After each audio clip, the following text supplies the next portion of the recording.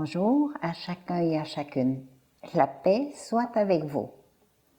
Aujourd'hui, nous aurons l'évangile de Saint Luc au chapitre 19, le récit de Zachée.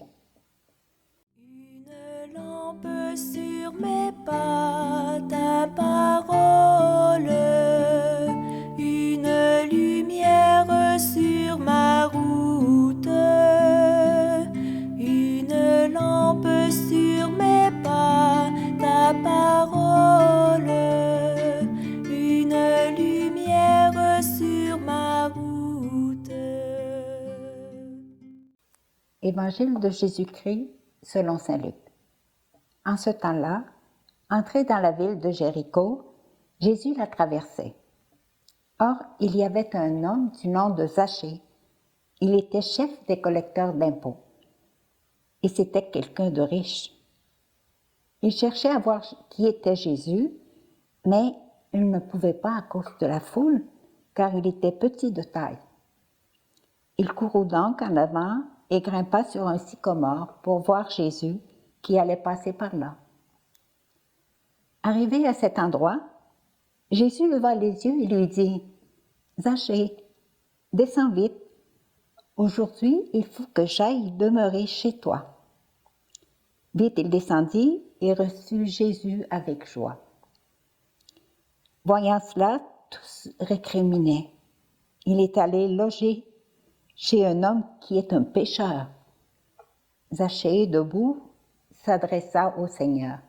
« Voici, Seigneur, je fais don aux pauvres de la moitié de mes biens, et si j'ai fait du tort à quelqu'un, je vais lui rendre 4 fois plus. » Alors Jésus dit à son sujet, « Aujourd'hui, le salut est arrivé pour cette maison, car lui aussi est un fils d'Abraham.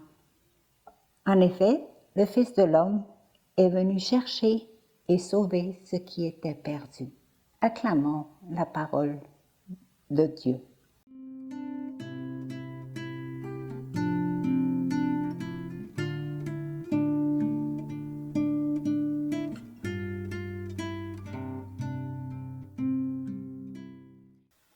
L'évangile de Luc que nous venons de lire est un évangile bien connu, mais la parole de Dieu est toujours neuve et sûrement qu'elle a quelque chose à nous dire aujourd'hui.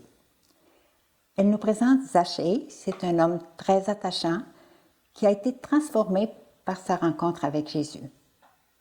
Zachée est un homme d'une grande simplicité, mais il est influent et riche parce que collecteur d'impôts.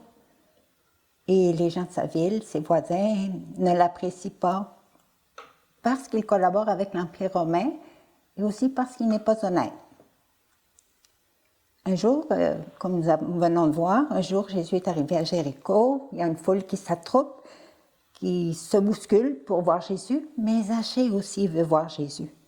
Et parce qu'il est petite taille, mais pas seulement parce qu'il est petite taille, sûrement aussi parce qu'il n'est pas à l'aise de se frayer un chemin au milieu de la foule, il grimpe sur un sycomore. Jésus, lui, voit le cœur de Zachée.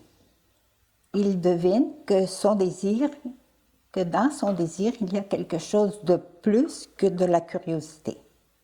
Alors Jésus s'approche, le regarde et s'invite chez lui. Alors, on peut imaginer la joie de Zachée, qui le reçoit dans sa maison. Mais est-ce que cette histoire ou l'histoire de Zachée a quelque chose à voir avec nos histoires à nous ou les histoires des personnes que nous connaissons? C'est peut-être la question qu'on peut se poser aujourd'hui. Au fond, Zachée n'est sûrement pas très fier. Pas très fier de lui, puis pas très fier de ses gestes malhonnêtes. Alors, comme nous, parfois, on n'est pas toujours très fiers de nous, peut-être pas pour les mêmes raisons. Je suis d'accord, pour des raisons différentes, mais ça nous arrive. Parfois, ça peut être à cause de nos relations ou d'un accrochage avec une personne. Alors, si nous revenons à Zachée, le désir de voir Jésus qui a poussé Zachée à monter dans un arbre nous fait comprendre que la porte de son cœur était ouverte. Il n'était pas fermé. Pour voir Jésus, Zachée s'est donné une chance. Il a laissé de côté la gêne, le respect humain et sûrement aussi son orgueil. Et Jésus, qui voit plus loin que les apparences, a compris le désir de Zachée. Alors, nous imaginons que la joie de Zachée naît du fait qu'il s'est senti considéré comme personne et non plus comme quelqu'un de qui il faut se méfier. Même s'il était riche, Zachée avait perdu le sentiment de sa dignité parce que personne n'avait besoin de lui. Mais ce jour-là, Jésus avait besoin de demeurer dans sa maison. C'est ce qui a produit un changement total chez Zachée. Alors, quel est le message? Qu'est-ce que cet évangile m'invite à vivre aujourd'hui? Et je peux demander à Jésus de me donner son regard, un regard accueillant, spécialement pour une personne de qui j'aurais peut-être un jugement sévère,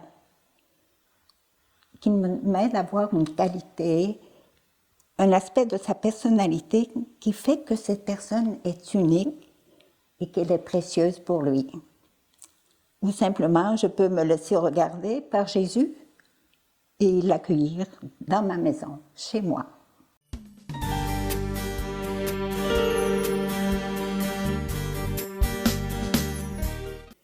Ensemble, nous allons demander à Marie et à Jésus de changer notre regard. Apprends-nous à changer notre regard. Ouvre nos yeux sur les réalités de notre monde pour que nous les accueillions comme un rendez-vous de Dieu.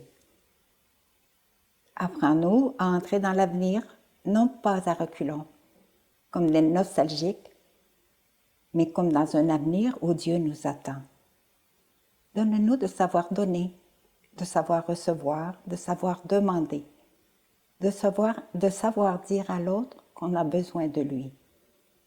Apprends-nous à écouter, à reconnaître les besoins de l'autre comme des paroles de Dieu et à ne pas avoir peur de l'inconnu qui est le visage de Dieu qui vient.